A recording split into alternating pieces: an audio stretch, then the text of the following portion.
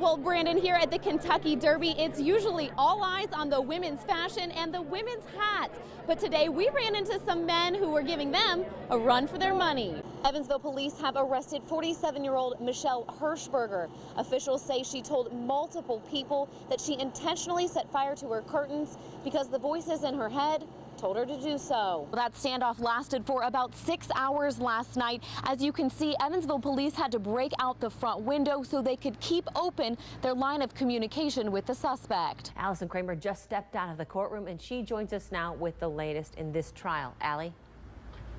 Well, Jackie, the state called several expert witnesses today, including an Indiana state trooper who testified that Ira Beamer floored it when he ran his vehicle into the back of the suspect's vehicle.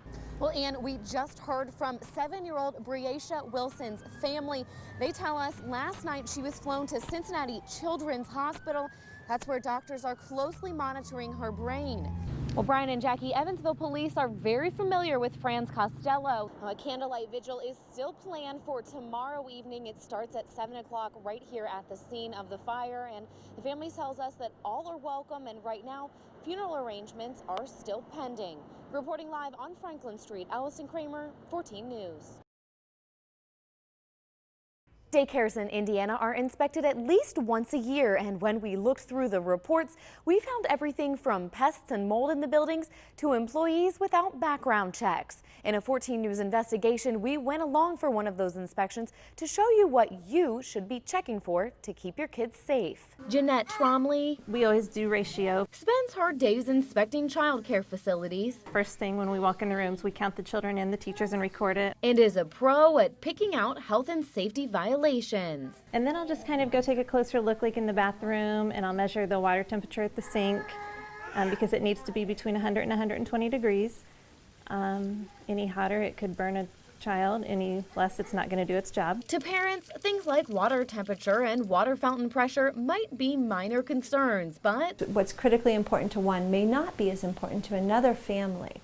But all the standards are there for a reason. Melanie Brizzi with the Indiana Family and Social Services Administration says parents need to stay up to date with the inspection reports. She tells parents they need to look and see what their provider was cited for in past visits, and then determine how critical those violations are to their family. From my perspective, criminal background checks, drug screens, very important. Brizzi advises parents to look at the status of the center's license or registration. Several care centers in Vanderburgh County are on a probationary status. Sometimes we have probationaries for paperwork type issues, which can be really critical. So for example, folks are required to do criminal history checks. If they fail to do those checks, that could result in a probationary license. In which case, you're not confident or assured that the person caring for your child is qualified to do so from a sense of a clean background check. But that's not why Miss Nikki's precious little hands in Evansville is on probation. I had a little one go out, escape out that gate right there. She just ran out, and as soon as we know she ran out, we went looking for her, and then heard the neighbors like, oh, she was in the yard. She could have got hit by a car. And I was like, okay. You know, I was like, thank you for bringing her back. You know, I explained what happened to the parent. The little girl is still enrolled here. There are certain types of programs that aren't required to supervise or be in the same room with or watch the children.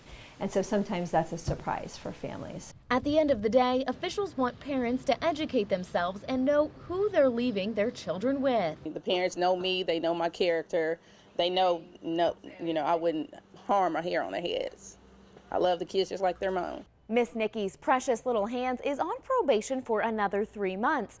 Now, Nikki is inspected every month and has passed every inspection since that incident. For more information on resources to find and evaluate daycares, head over to our website, 14news.com. Back to you. Nathan's co-workers tell us he worked relentlessly to solve this case, and when it came across his desk, he had very few details. But Nathan made it his mission to solve this crime, and just one day before he passed last November, detectives got the break that Nathan had been waiting for.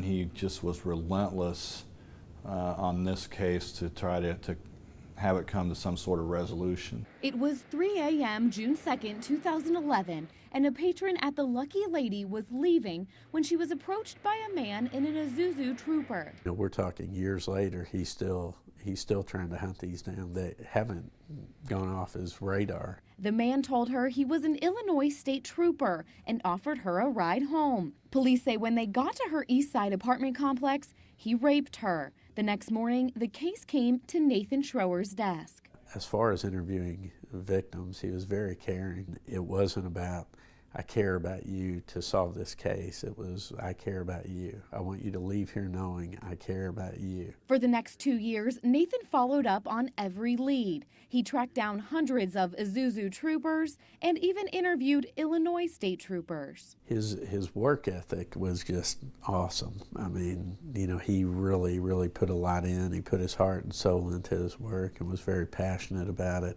And just one day before Nathan passed in November, detectives got a DNA hit. Officials waited several months for state lab results that led them to convicted felon Michael Wright. Thursday, Wright was formally charged with rape, attempted criminal deviant conduct, and criminal confinement. Wright is in prison on burglary and theft charges. And officials say he was never an Illinois State Trooper. Although Nathan isn't here to see the conclusion of the case he worked so hard on, Something tells me that he knows. the case file now is on the desk of Chief Deputy Prosecutor Mike Perry. Well, I think you'd be ecstatic about it, and don't get me wrong, I mean, this wasn't the only case in which Nathan worked relentlessly. I mean, I didn't expect anything different from him on any case. Perry will pore over the enormous file Nathan and colleague Mike Kennedy meticulously prepared. The part that I'm dreading the most during this is playing the interviews. And now, two of Nathan's closest friends say they know what he'd be thinking. Well, first of all, he told me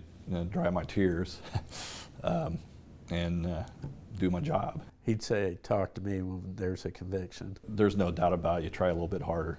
Nathan's friends say his legacy is much more than his police work. He was very involved in the ministry and was a devoted father to 3 young ones. David, back to you. An emerging therapy is bringing hope and nourishment to babies in the neonatal intensive care unit. For the first time in the tri-state, music is helping the littlest hearts grow.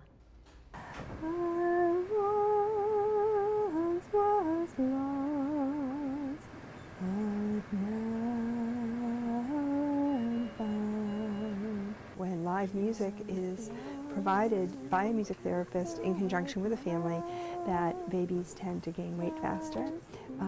It improves their oxygen saturation rate, and in some studies they've been released from the NICU earlier than babies who have not had a music therapist working with them. Cash Michael Stevens. Well, he was born January 8th. I was 26 weeks pregnant. Is soothed here in the NICU at St. Mary's. He was not due till April 15th. He was only 1 pound 15 ounces.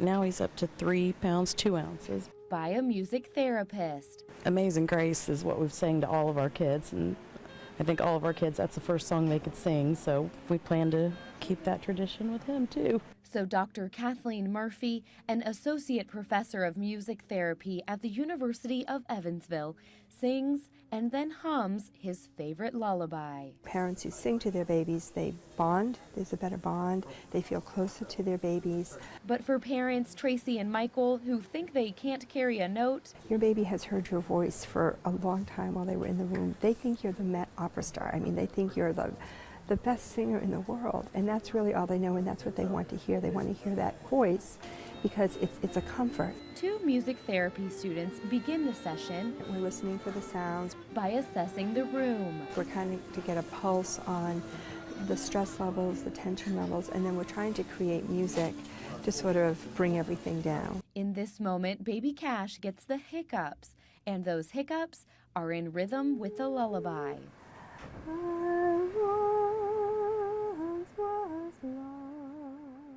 We're going to also start working on helping the baby develop kind of the suck, breathe, swallow response. It's using a gato box. Doctors say the lub-dub of a heartbeat and the whoosh of an ocean drum. Just interesting to watch him and see how he reacts. create a sense of safety and comfort. Like I say, he always seems to know when I need that smile, when I need my spirits lifted. Allyson Kraemer, 14 News.